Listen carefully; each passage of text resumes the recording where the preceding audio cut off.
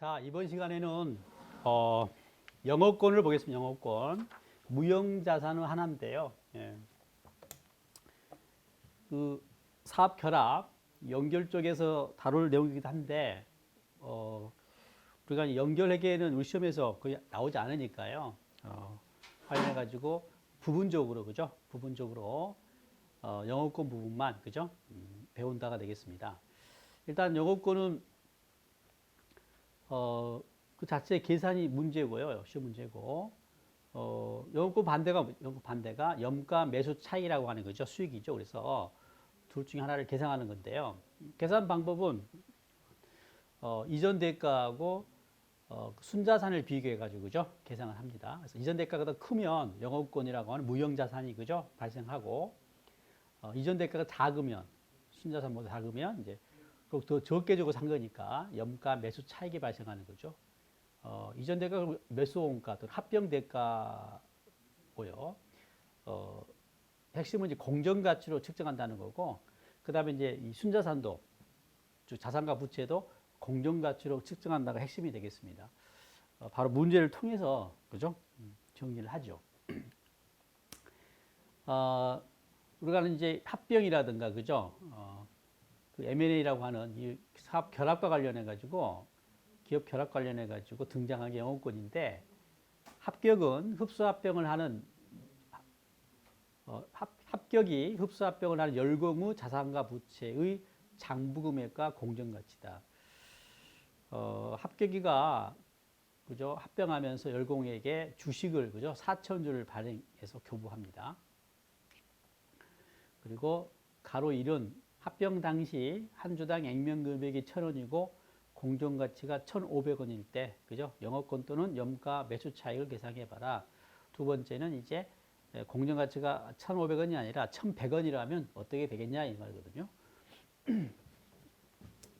자, 영업권은 지금요 얘가 합격이고요. 얘가 열공인데 합치는 거예요. 합병을 하는 겁니다. 합병의 본질은 매매예요, 매매. 이렇게 매수하는 거죠. 합격이가 열공을. 그래서 당연히 대가를 줘야 하잖아요. 그죠? 대가를 줍니다. 이건 이제 우리는 이전 대가 또는 합병 대가 또 매수 원가라고 하는 거예요.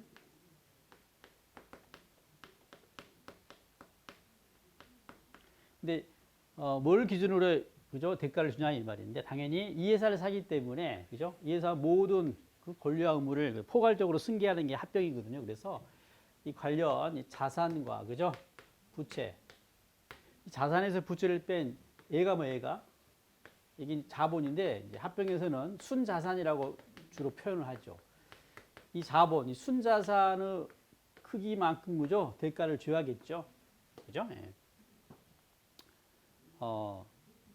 그리고 이제 이 순자산 자본을 계산할 때는 이 자산과 부채를 몰라요. 공정가치로 측정해야 한다는 거예요. 공정가치로. 장부금액이 아니라는 거예요. 장부금액이 아니라 공정가치로 해야 한다가 핵심이 되겠고, 당연히 이만큼 대가를 줘야겠지만 더 많이 줄 때, 그죠? 더 많이 준 이 부분을 우리는 영업권이라고 하는 거죠. 영업권이라고 하고 이게 무형자산이 되겠고요. 적게 주면 그죠? 더 적게 줬어요 라고 한다면 적게 준 것만큼 이건 이제 염가로 싸게 샀죠. 염가 매수 차익이라고 하는 거죠. 수익을 계산하는 겁니다. 그래서 이 크기 비교해서 계산을 하면 되는 겁니다. 그래서 이제 이 영업권은 장부상에 반영되지 않은 이 기업의 가치를 인정하기 때문에 더 주는 개념이죠. 그죠? 우리 일상에서 그죠? 권리금 같은 개념인데 아무튼 이거 비교해 가지고 계산하시면 돼요. 예. 그래서 영업권 굳이 이제 식을 다시 정리하게 되면 영업권은 이전 대가 즉 합병 대가 매수원가에서 순자산을 빼면 되는데요. 예. 핵심은 둘 다 뭘로? 예. 공정 가치로 그죠? 측정을 해야 한다는 거예요. 예. 돈을 주면 이제 측정 문제가 없는데 돈이 아닌 걸 주면, 이를테면 뭐 지금처럼 주식을 준다든가 뭐 토지를 준다든가 하면 공정가치로 측정을 해야 한다는 거고 이 피합병에서 열공의 자산과 부채도 공정가치로 측정해서 이 순자산 자본을 계산한다는 거. 자, 그럼 문제 1번 볼게요. 일단 대가를 가로 1번 같은 경우는 얼마를 줬냐면 몇 주를 줬냐면 4천주를 줬는데요. 그죠? 4천주를 줬는데 공정가치로 측정하기 때문에 액면은 1,000원이지만 1,500원으로 그죠? 계산을 해야죠. 그죠? 그래서 계산하면 얘가 4천주 곱하기 1,500원. 600만 원인가요? 네, 600만 원. 그 다음에 이제 순자산입니다. 역시 자산과 부채를 뭘로요? 공정가치로 계산을 해야 하잖아요. 그죠? 네. 자산이 지금 장부상 금액은 800이지만 900이 돼야 하는 거고 공정가치. 네. 그 다음에 부채도 장부상은 350이지만 얘가 아니에요. 공정가치 400이죠.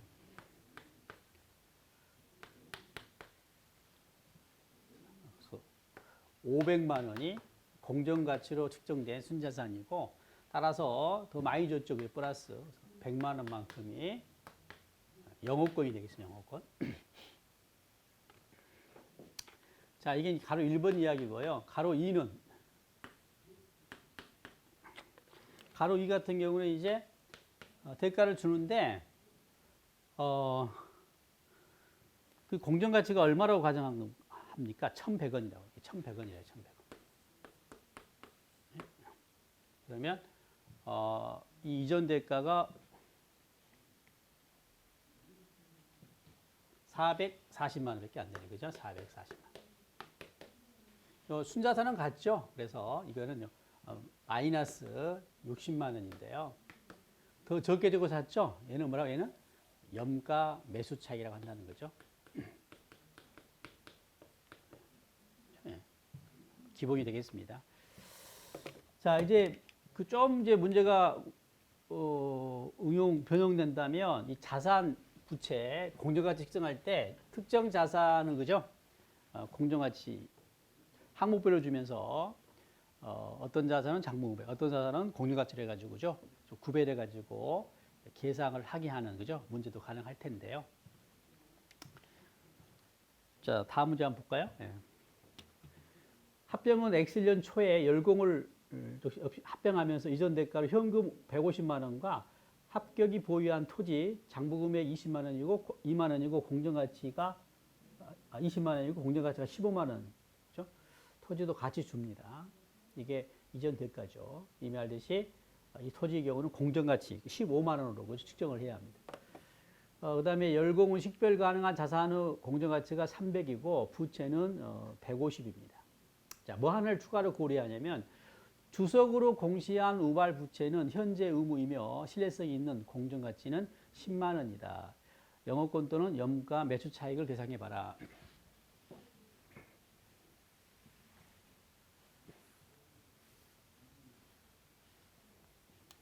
자, 일단 이전 대가 구해 보죠. 자, 현금 얼마요?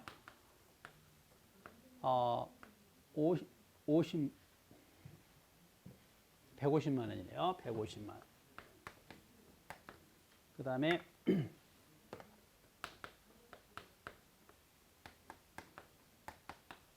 토지인데 자, 장부상 금액은 20만 원인데 그죠? 공정가치로 해야 하니까 15만 원이 되겠죠. 그래서 일단 165만 원이 이전 대가고요. 이제 순자산을 구해야 합니다.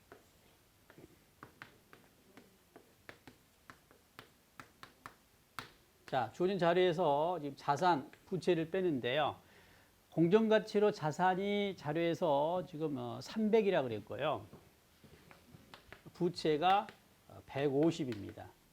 그럼 당연히 150이 될 텐데, 자, 추가로 고려할 게 뭐가 있냐면, 지금 이 열공은 우발부채가 있다는 거, 우발부채가. 알듯이 우발부채는 부채가 아니죠. 그죠? 우발부채는 주석으로만 공시할 뿐이지, 부채가 아닙니다. 그래서 당연히 이 부채 150만 150만 원에 이 우발부채는 포함되지 않습니다. 그죠? 자, 그런데 이 우발부채는요, 얘가 합병 관련해 가지고 이 합격회사가 그죠? 이 피합병회사 열공의 그죠? 모든 권리화물을 포괄적으로 승계하기 때문에 이때 그 우발부채를 하더라도 합병하는 과정에서 그 우발부채가 신뢰성 있게 그죠? 공정가치를 측정할 수가 있다면 얘도 부채로 인정해 준다는 거예요. 이게 무슨 말이냐면 결국 이 우발부채 공정가치가 10만 원인데 얘도 부채로 인정하기 때문에 이 순자산 계상할 때 이 우발부채도 그죠? 부채로 인정한단 말은 이 부채에 포함이라는 이야기예요. 추가로 빼주라는 이야기죠. 10만 원을 추가로 빼줘야 돼. 이 부채도 부채로 본다 이 말이에요. 그래서 150을 빼지 말고 160만 원을 빼라 이 말입니다. 아시겠죠? 네, 그럼 얼마예요? 이게 140이 되겠죠, 그죠?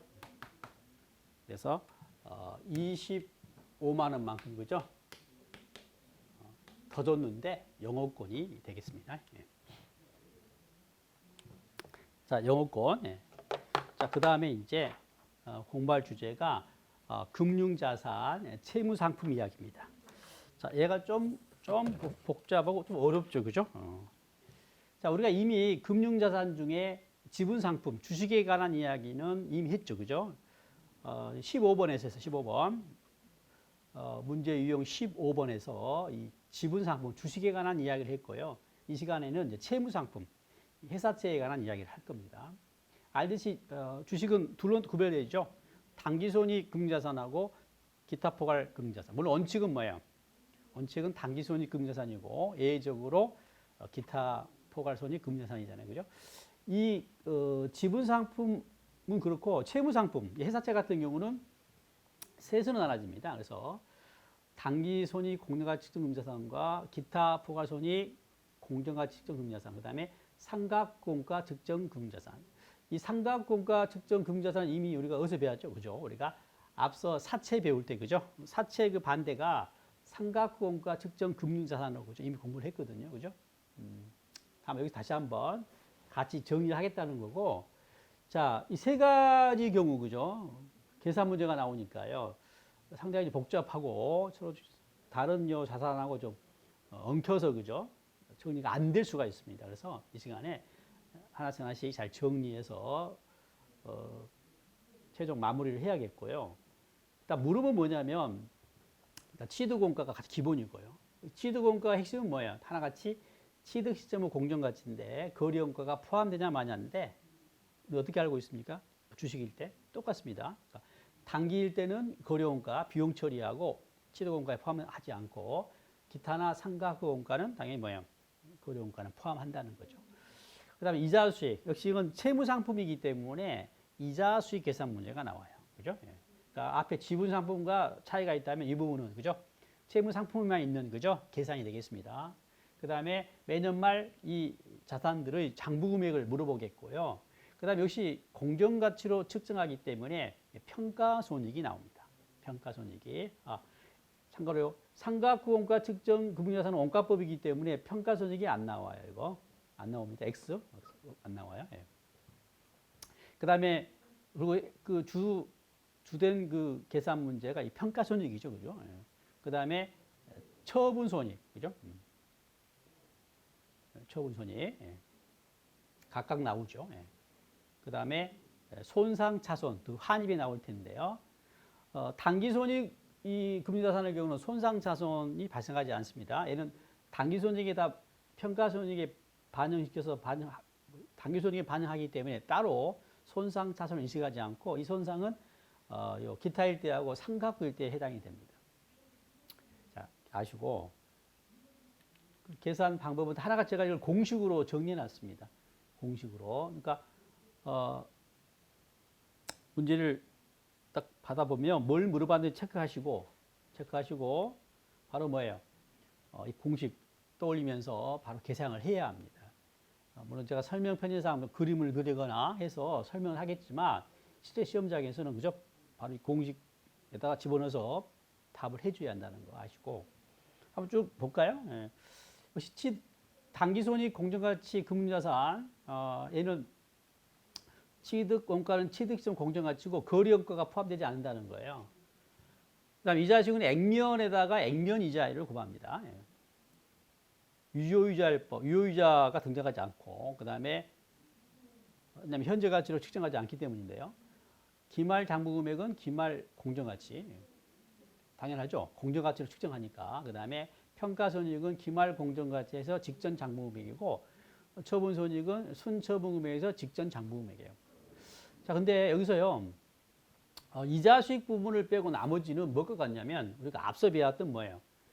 지분 상품일 때, 주식일 때하고 똑같습니다. 똑같단 말은 뭐예요? 직전 장부 금액 계산할 때 어떻게 하면 돼? 평가손익이나 처분서 계산할 때 취득 연도면 취득 원가가 되는 거고, 그죠? 다음 연도면 정기말 공정가치가 그죠? 직전 장부 금액이 된다는 거예요. 자, 그다음에 기타 포괄 손익 금융자산일 때는요. 취득 원가는 거래 원가가 포함된다는 거 차이가 있죠. 그다음에 장부 금액은 역시 기말 공정가치고요. 그다음에 이자는 이자 수익은 기초 장부 금액에다가 유효이자율을 곱해서 계산합니다. 그러니까 단기일 때는 그냥 액면 이자라면 그죠? 유효이자율법에 의한 유효이자라는 거. 그다음에 평가손익이고요. 얘도 기타 포괄손익이다 보니까 포괄손익 계산서상의 평가손익과 재무상태표상의 평가손익, 즉 기타 포괄손익 누구 계획을 구분해서 물어봅니다. 주의 구분해서 답을 해야 합니다. 포괄손익 계산서상 평가손익은 단기 기타 포괄손익은 기말 장부 금액의 공정가치에서 직전 장부를 빼는 거고요. 역시 이건 어떻게 됩니까? 근데 이게 이제 취득 연도는 취득 원가에다가 상가액을 더한 거고 취득 다음 연도라면 정기말 공정가치에다가 상가액을 더하는 건데 구분해 내야 합니다. 예. 그다음에 재무상태표상 평가손익은 누계이기 때문에 상가학부 원가를 빼는 단기말 공정가치에서 상가학부 원가를 빼가지고 계산을 하면 돼요. 예. 이 부분이 좀 주의해야 합니다. 나온다면 이 부분에서 출제 가능성이 높아요. 예. 처분손익은 순처분 금액이 역시 뭐예요? 상가학부 원가로 그죠? 빼서 그때까지 그죠? 누계 평가손익 누계액을 한꺼번에 그죠? 처분손익에 반영하는 것이죠. 비교해 보면 이 주식일 때는 뭐예요? 그때까지 평가손익 누계액을 어떻게 했던가요? 이익여금에 대치했잖아요, 그죠? 기억나신가요? 근데 이제 기타일 때는 그 누계액을 당기손익에 반영해요. 처분손익으로 당기손익에 반영하는 차이가 있습니다. 그 다음에 상각 후 이야기는 앞에 사채 배울 때 했던 이야기니까 그대로 받으면 되겠고요.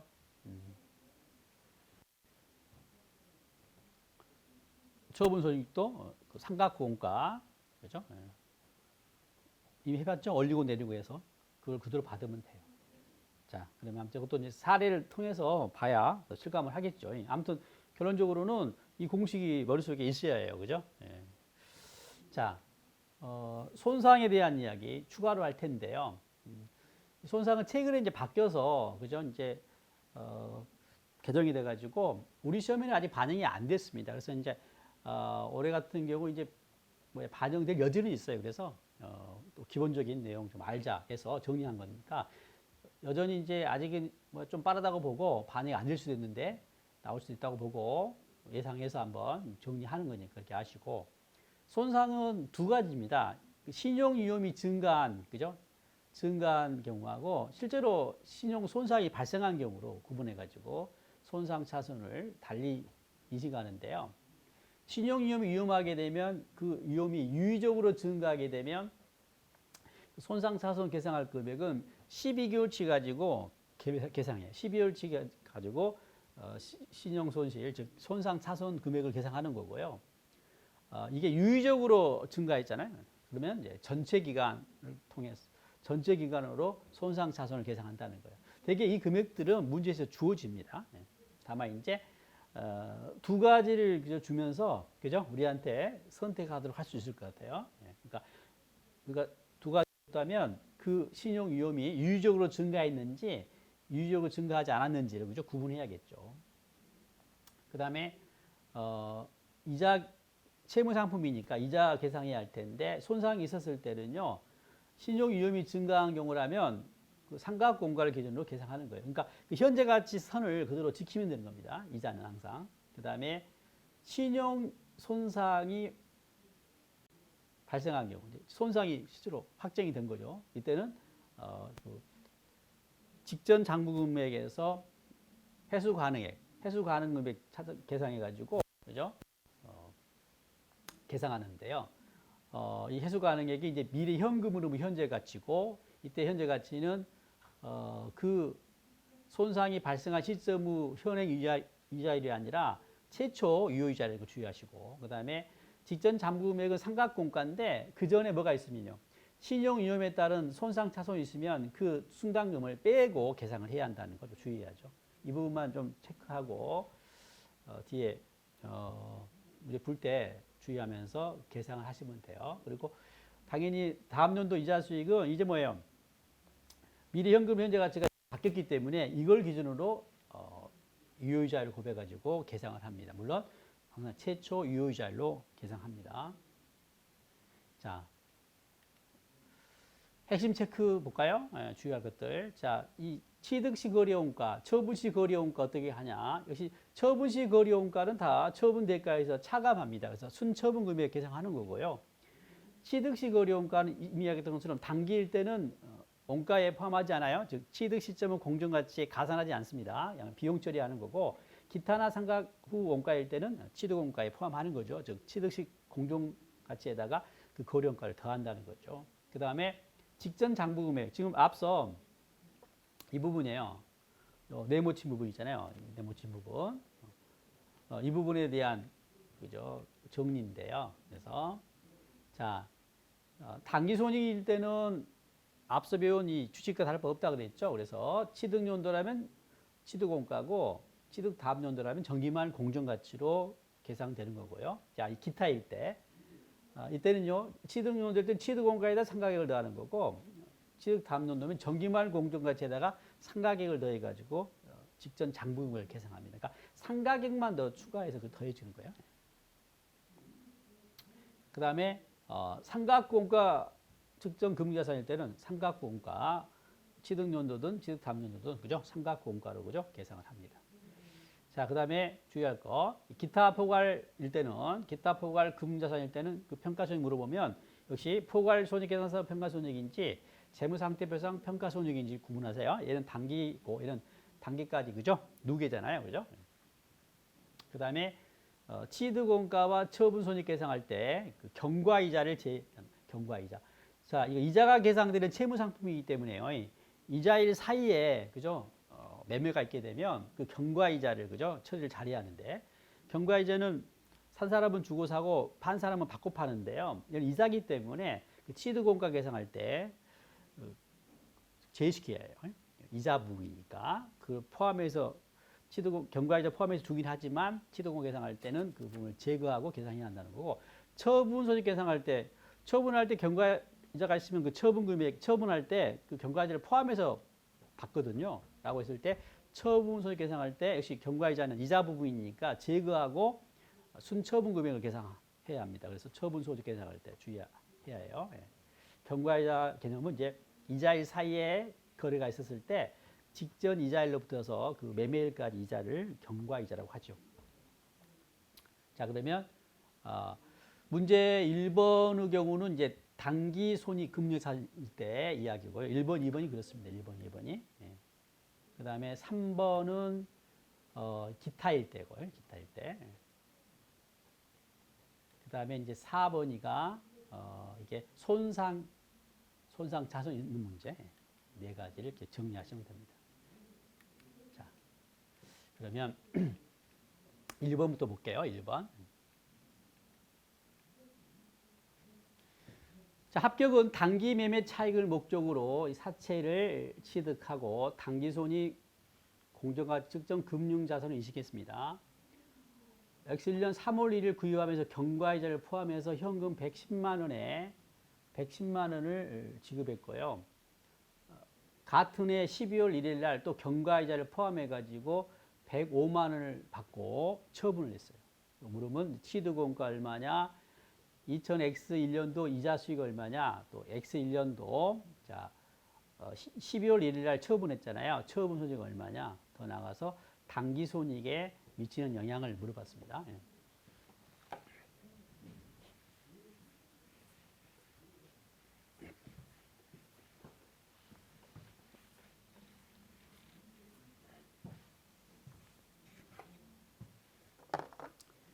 일단 그려볼까요?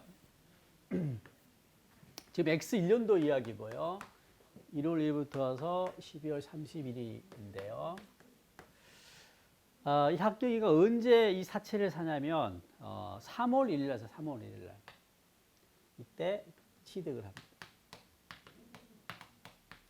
그 다음에 같은 해 12월 이때 또 12월 1일 날 처분을 해요. 당연히 여기서 이제 취득원가 계상을 하는 문제가 나오겠고, 그렇죠?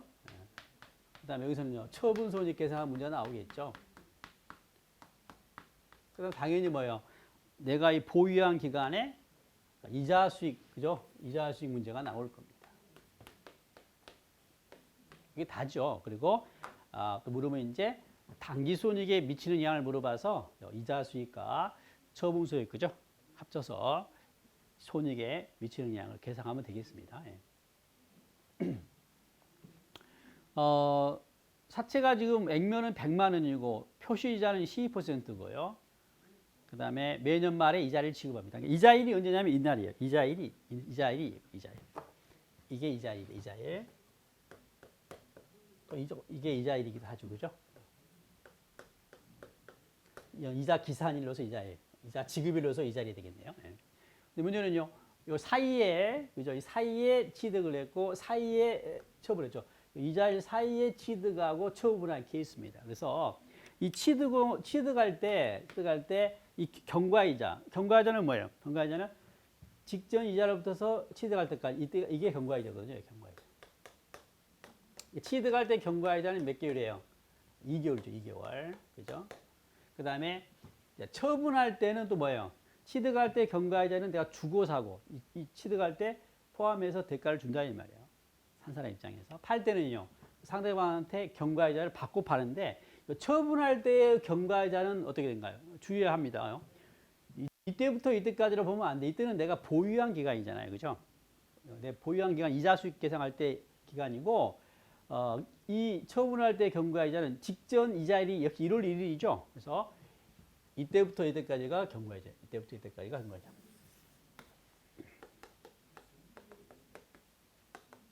이게 처분식 몇 개월이죠? 그러니까 1월 1일부터 12월 1일까지 11개월이 되겠죠. 그죠?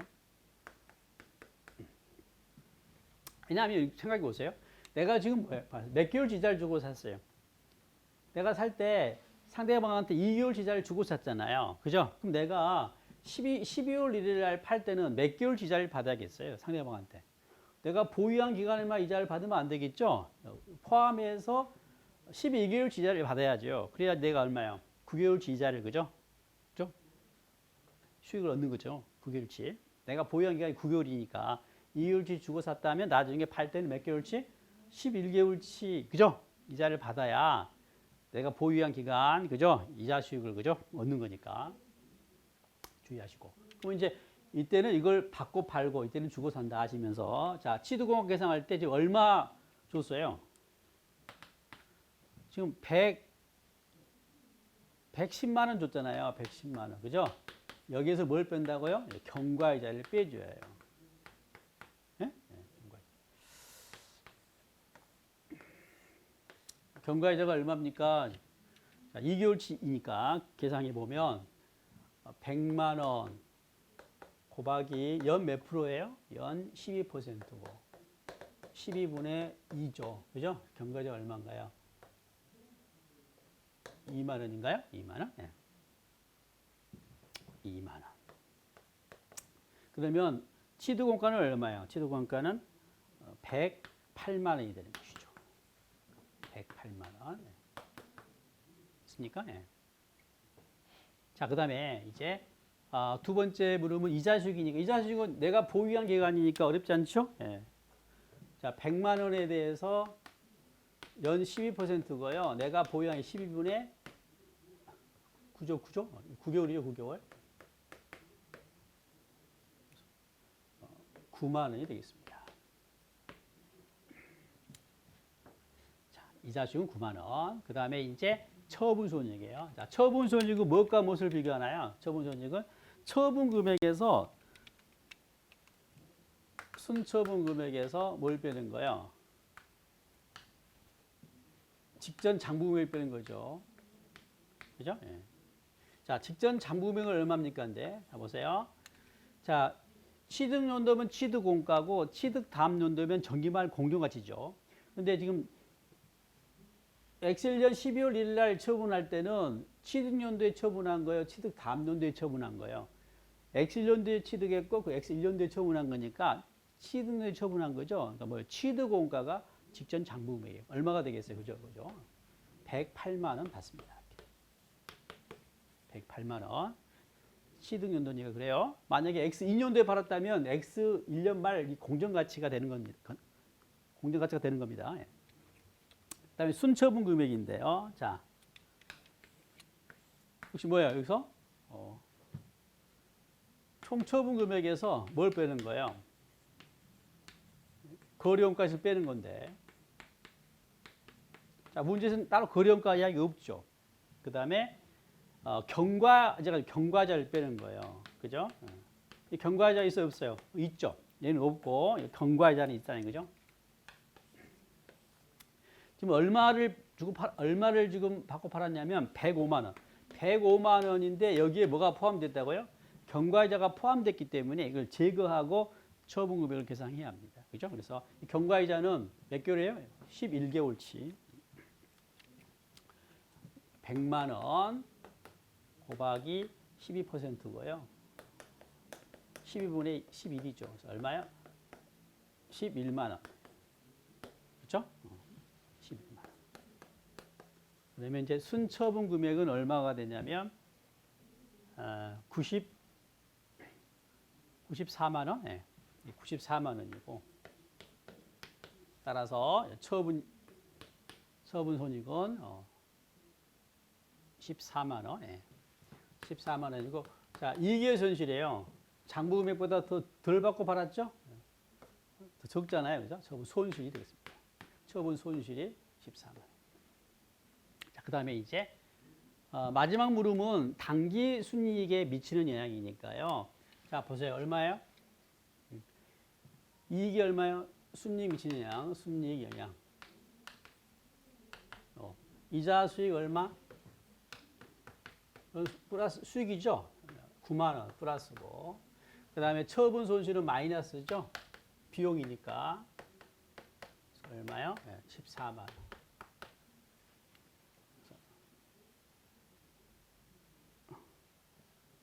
5만 원만큼, 그죠? 증가의 감소예요. 감소죠, 그죠? 비용이 더 크니까.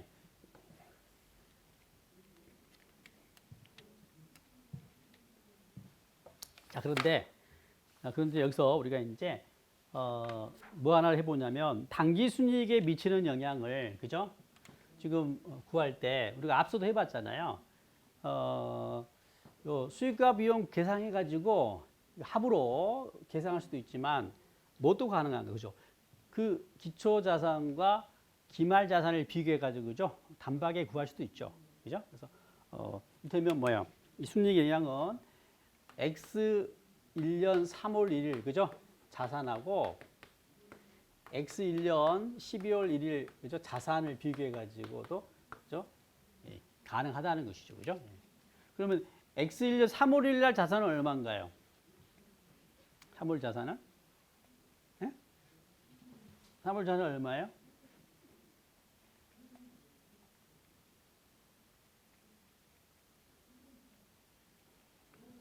자, 보세요. 내가 지금 얼마예요?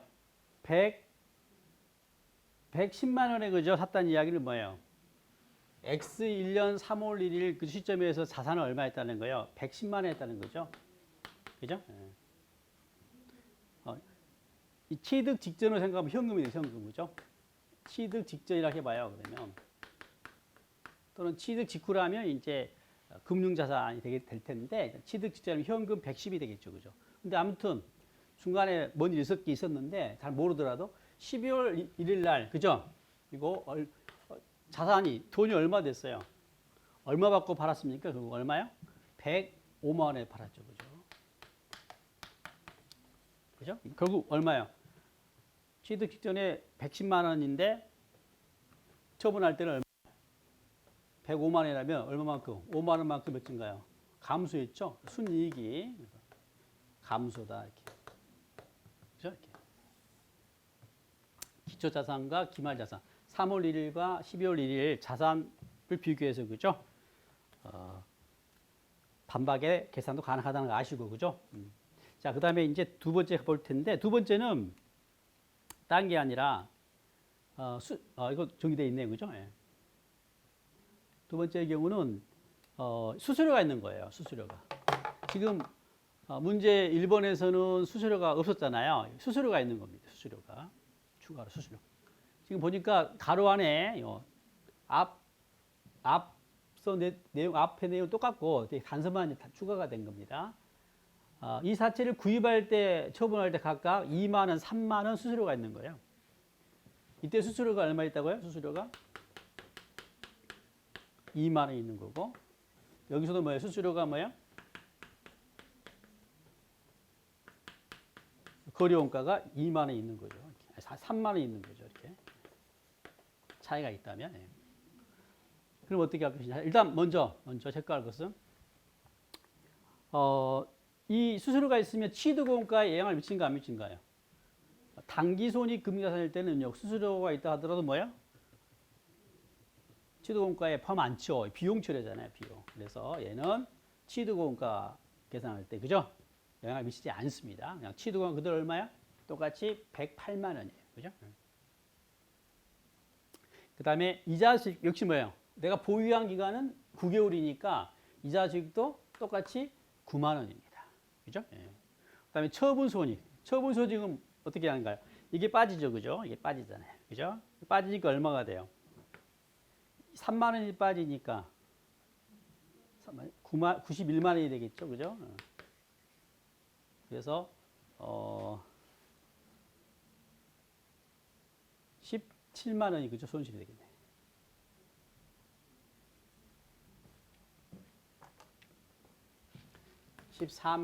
원래는 14만 원이었는데 대가가 3만 원 줄어들었으니까 수수료만큼 이게 17만 원이 되는 거죠. 이렇게 손실이. 됐어요? 예. 그다음에 네 번째 물음이 단기손익에 미치는 영향을 물어봤는데요. 단기손익에 미치는 영향을 물어보면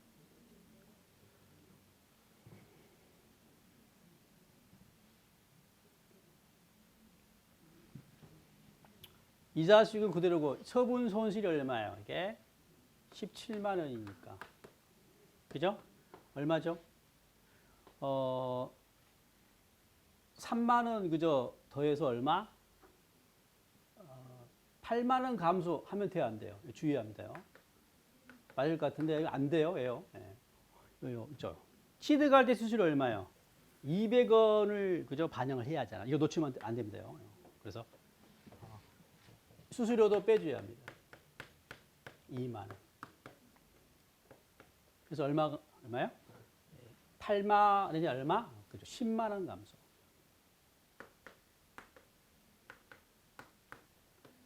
됐어요? 예. 직관적으로 한번 이해해 볼래요? 생각해 보세요, 여러분요. 수수료 가지고 얼마 들었어요? 취득할 때 2만 원 들었고, 또 처분할 때 3만 원 들었죠? 그러니까 방금 1번 문제와 차이가 뭐예요? 수수료만 5만 원 더 든 거죠?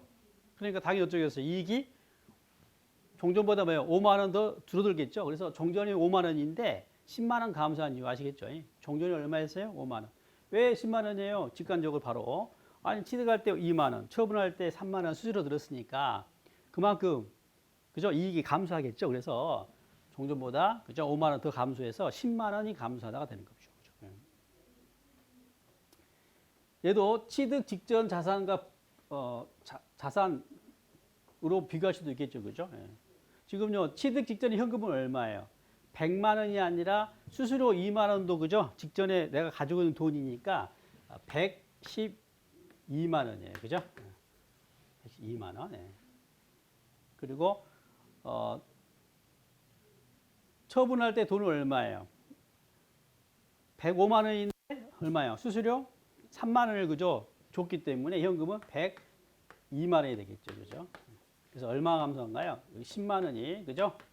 감소하죠. 10만 원 감소. 이익 감소 10만 원. 그죠? 확인되죠. 그래서 이런 경과자가 있고 수수료가 있으면서 그죠? 문제가 될 가능성이 좀 있습니다. 그래서 잘 정리하시면 되겠어요. 역시 이제 바로 이익에 미치는 양 구하는 방법을 알면 그죠? 경우에 따라서는 계산 않고 바로 그죠? 기초 기말 비교해서 계산도 가능하니까 이 방법으로 접근을 좀 해주시고, 자, 그 다음에 이제 해야 할 게 이제 기타 포괄 손익인데요. 자, 이 문제. 이게 이제 기타 포괄 손익일 때 이야기인데, 이 채무상품 기타 포괄 손익일 때 내용은 우리가 앞서 배웠던 삼각공과 특정 금융자산 있죠. 그 이야기와 또 확장인데요. 다시 말하면 이 기타 포괄 손익 문제의 핵심은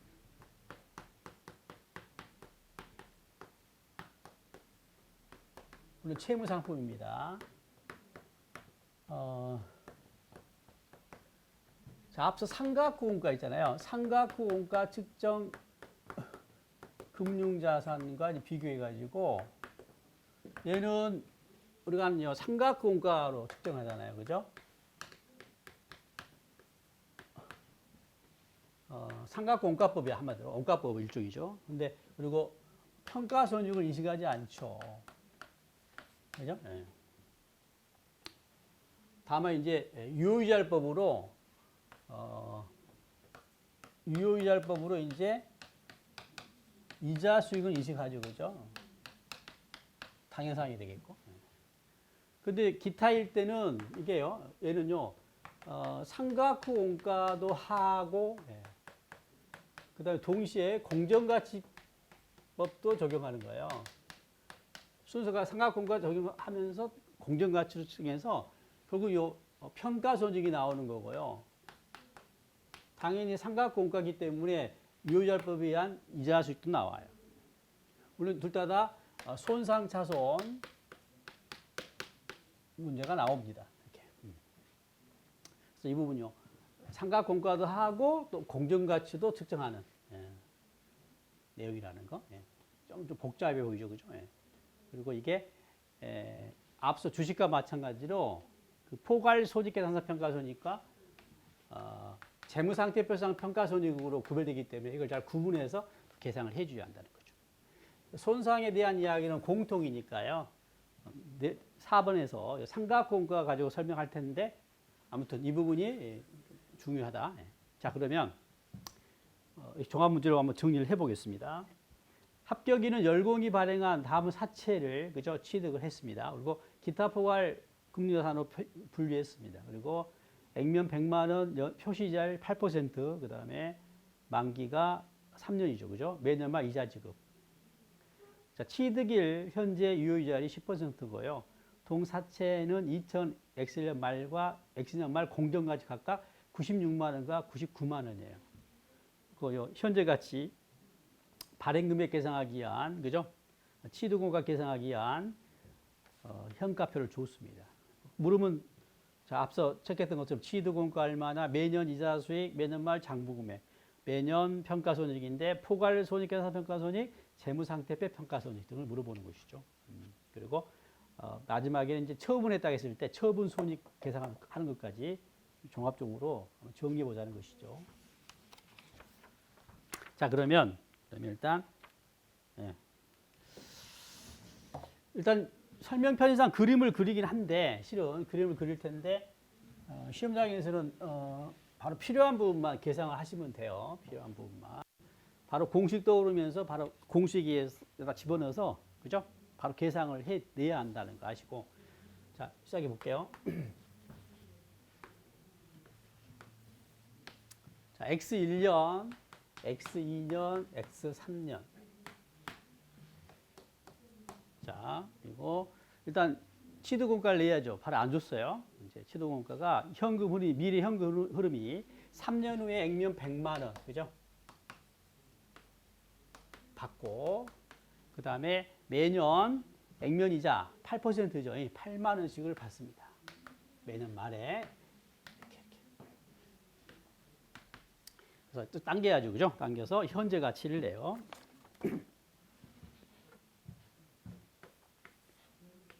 이 현재 가치가 바로 뭐예요? 취득원가가 되겠죠. 그죠? 자, 요 10만 원은 현가 계수고, 그죠? 8만 원은 연금 현가 계수를 곱하면 되겠네요. 그죠? 그래서 계산하면 100만 원 곱하기 100만 원은 자, 유효이자 몇 프로예요? 10%죠. 8% 아니면 10%입니다. 그래서 0.7513이고요. 8만 원은 2.577이죠. 그죠? 계산하면 이게 950244 이게 취득원가가 되겠습니다. 자, 현재 가치로 측정이기 때문에 이제 유효이자율법으로 그죠? 이자 계산해야죠. 자, 올리고 내리고죠. 그죠? 올리고 내리고. 지난 시간에 했죠. 그죠? 올리고 내리고. 네. 유효이자율만큼 올리고 그죠? 그다음에 돈 주고 받은 것만큼 떨어뜨리면 돼요. 네. 그래서 올린 것보다 떨어진 게 더 크면 좀 더 줄어드는 거고 올린 것보다 그저 주고받은 게 작으면 장부비 올라가겠죠. 예. 이 경우는 구조가 어떻게 돼요? 당연히 할인 발행이기 때문에 할인 취득이기 때문에 올라가는 구조가 될 겁니다. 자, 그려볼게요. 자, 95만 0244원에 출발합니다. 얘가 지금 얼마가 되는 거예요? 예? 100만 원이 되는 이야기죠. 그죠? 이 라인 쭉 따라가야죠. 이 라인.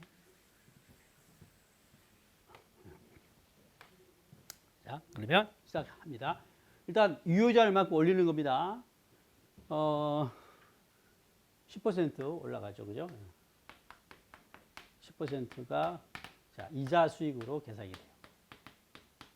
그리고 얼마가요? 이제 8만 원 줬죠? 8만 원 준 것만큼 떨어뜨리죠. 이게 장부금액이다. 계산하면 얘가 7만 5천 아니죠. 9만이 되겠죠. 9만 5천 024원. 예? 그리고 이거 올리고 떨어뜨리니까 이게 얼마냐면 얘가 95만 5,268원. 그죠? 그 다음에 이만큼 상가액이죠. 그죠? 상가액이 이 차이죠. 그래서 15,024원이 됩니다.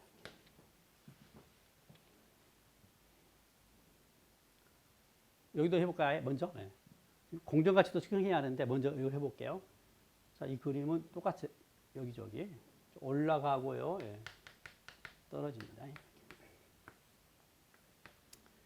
이자 수익 10%니까요. 96,527원이 되겠고 그 다음에 떨어져요.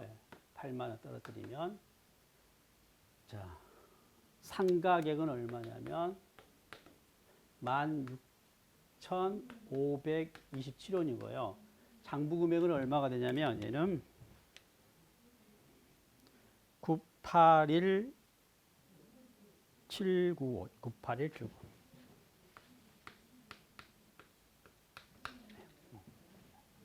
자, 이게 만약에 그죠? 삼각공과 금융자산이었다면 이렇게 뜻인데 그죠? 이렇게 끝났는데 지금 이게 뭐예요? 기타이기 때문에 무엇도 해야 하냐면 이 삼각공과 측정 유효자율법에 의한 삼각공과로 측정도 했고 무엇도 해야 하냐면 공정가치로 측정도 해야 해요. 추가로. 그럼 이제 X1년도에 공정가치를 봐보세요. X1년도 말에 공정가치가 96만 원이죠. 그러니까 X1년도에 공정가치가 96만 원이니까 이 금액으로 계산하면서 뭐예요? 평가 손실을 계산하는 것이죠.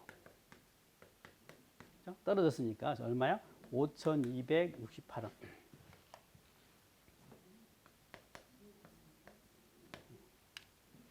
됐죠? 예. 그 다음에 라고 하더라도 주약에서 이 금액을 가지고 이자를 계산하지 않아요. 항상 이자선은 현재 가치 이 선을 따라가기 때문에 여기서 이자가 나오는 겁니다. X2년도에 주의하시고 그 다음에 이제 X3년도에는요. X2년도 말에는 얼마가 됐어요? 공정가치가 99만 원이 됐잖아요. 99만 원이. 그죠? 99만 원에서 공정가치가 얼마가 됐다? 99만 원.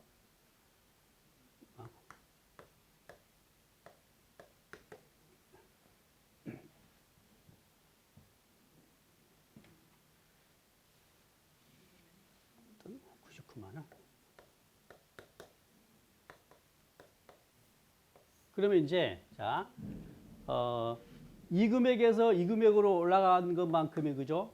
평가 이익이 될 텐데 여기서 올라가는 것은 재무상태표상의 금액이고요. 포괄 소득의 금액은 어떻게 되냐면 이 금액을 이 크기만큼 평행 이동을 시켜야 해요. 그래서 상가액을 더한 상가액 있잖아요. 얼마를 더해요? 16,527원을 더한 이 금액하고 이 금액으로 그죠? 계산된 게 X2년도 평가 이익이에요. 이건 어디 거라고요? 포괄 소득 계산서고요. 그 다음에 이 온가선 있죠, 온가선. 온가선을 초과한 이 부분이 재무상태표상의 이건 평가손익인데 이 평가손익은 어디요? 재무상태표상의 평가손익이에요. 이건 누계고 이게 단기 발생분이죠. 그러니까 이 차이만큼이 차이가 있죠. 이건 단기 발생분이고 그 차이 누계가 A죠. 자, 이걸 이제 식으로 금액 써드릴게요. 이게 얼마냐면 이게 97만 6천 이게 97만 6천 527원 97만 6천 527원이에요.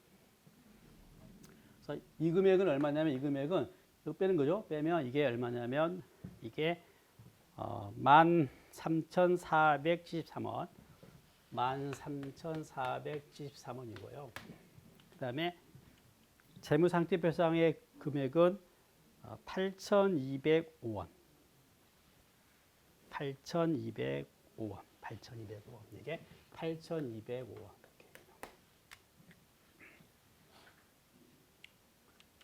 자, 이게 이 그림인데, 실제 시험장에서 어떻게 한다고 이제 필요한 부분 공식화해 가지고 바로 계산을 해야 합니다. 자, 그러면 답을 한번 맞춰볼게요. 답을 확인시켜 드릴게요. 자, 첫 번째입니다. 취득원가가 얼마냐? 예, 취득원가죠. 1번 답입니다. 자, 현재 가치 당기는 거예요. 네, 됐고. 그 다음에 두 번째, 이자 수익 물어보면 X1년도 이자 수익이죠. 네, 그 다음에 세 번째입니다. X1년 말 장부 금액은 얘일까요? 당연히 X1년 말에는 공정가치 측정하기 때문에 얘가 그죠? 공정가치 96만 원이 장부 금액이에요. 얘가 아닙니다. 얘요. 네. 평가손실 인식했잖아요. 그죠? 그 다음에 4번 X1년도 평가손익은 얘죠. 그죠? 4번. 그 다음에 5번은 재무상태표상 평가손익인데 얘도 얘죠. 왜냐하면 그래요. 첫해기 때문에 단기 발생분이나 누계나 같죠. 그래서 4번과 5번은 답이 같습니다. 첫해기 때문에 단기 발생분과 누계가 같아요. 그래서 5,268원으로 둘 다 평가손실 같다는 거. 그 다음에 6번은 이자 수익은 여기서 이자가 나오지 않아요. 항상 이 원가선에서 현재 가치, 현재 가치 이 선에서 이자가 나와요. 그러니까 이자는 얘예요. 6번입니다. 그 다음에 7번 X2년 말 장부 금액은 당연히 뭘까요? 공정가치로 그죠? 측정이 돼야겠죠. 항상 장부 금액은 매년 말 공정가치입니다. 그 다음에 이제 평가손익인데요. 포괄손익계산사 평가손익은 이거고요. 그죠? 이게 몇 번이냐면 8번. 그리고 재무상태표상 평가손익은 9번. 그러니까 정리 확인해 볼게요. 자, 지금 포괄손익계산서 이게 핵심이니까 평가손익은 시기 단기 기말 공정가치에서 뭘 빼요? 직전 장부 금액인데요.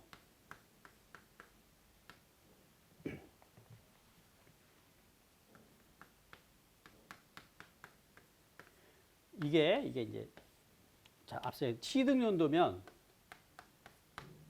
취득 다음 연도 구분해 가지고 얘는 취득 원가에서 상가액을 더한 거예요. 얘는요, 정기말 공정가치에서 상가액을 더한 거거든요. 그래서 봐봐요. X 1년도 평가손익은 96만 원에서 예조에 96만 5,268원. 얘가 취득원가에서 상가액 더한 거죠. 취득원가에서 상가액 더한 게 얘니까. 그죠? 보이시죠? 예. 취득원가에 상가액 더한 게 얘잖아요, 지금. 예. 그 다음에 계산된 게 얼마냐면 5,268원 손실이고 마이너스. 예. X 2년도를 물어보면 자, 공정가치를 99만 원에다가 99만 원에서 자, 시험장에서 이렇게 풀어야 합니다. 이거 그릴 시간이 없어요. 이렇게 바로 공식 나와야 합니다. 그리고 빼는데 직전 장부금액은 취득 다음 연도니까 정기말 공정가치에서 상가액을 더하는 거예요. 정기말 공정가치가 얼마예요? 얘죠? 여기다가 상가액을 더한 게 얘죠. 정기말 공정가치에서 상가액을 더한 게 얘입니다. 그러니까 얼마야? 97만 6,527원이에요. 그래서 이 경우는 이 금액이죠. 그래서 플러스에 평가이익 13,413원이 되는 거죠. 그죠? 자, 그 다음에 봐봐요, 이제. 얘와 비교할 게 재무상태표예요. 이 재무상태표 평가손익은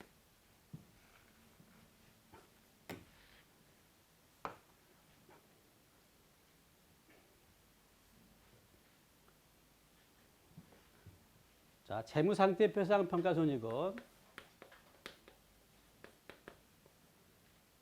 기말 장부금액에서 뭘 빼는 거냐면 상각공과를 빼는 겁니다.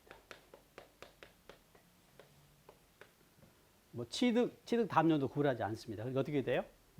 X 1년도에 어떻게 돼요? 단기말 96만 원에서 이게 상각공과잖아요. 이 라인에 있는 금액이 그죠? 그래서 첫해는 같아요. 96만 5,268원. 금액도 손실로 5,268원으로 갔습니다. X 2년도가 돼야 될까요? 9만 원에서 자 보세요. 99만 원에서 이 라인을 타고 가죠. 이 라인이요. 삼각공과이죠. 98 1,795원. 그래서 얼마요? 8 플러스 8,205원이 되는 거예요. 검증해 봐요. 얘는 단기 발생분이고 얘는 누계니까요. 얘는 기타 포괄손익이고, 그죠? 얘는 뭐예요? 기타 포괄손익 누계액이죠. 자본입니다. 확인해 봅시다요. 첫해는 보세요. 첫해는 같잖아요, 그죠? 두 번째는요. 얘하고의 합친 게 얘죠. 누계니까. 그래서 손실 5,268원과 그죠? 이익 13,413원이 그죠? 합해진 게 이익 얼마야? 8,205원이 되는 것이거든요. 그래서 바로 이 공식으로 그죠? 계산을 해 주시고요. 이야기한 것이니까 참고로 보시고. 자, 만약에 10번에서 공정가치 X 2년 말에 99만 원에 처분을 했다면 뭐예요? 똑같아요. 처분손익은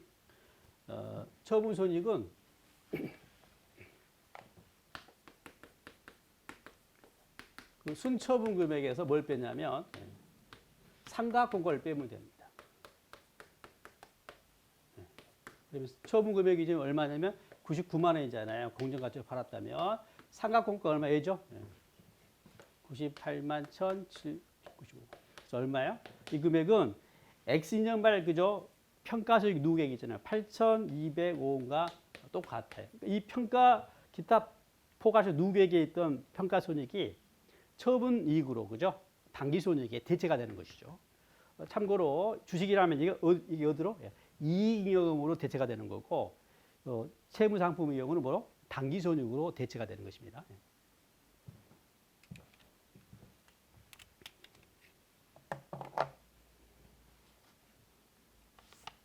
자, 그러면 잠깐 치겠습니다.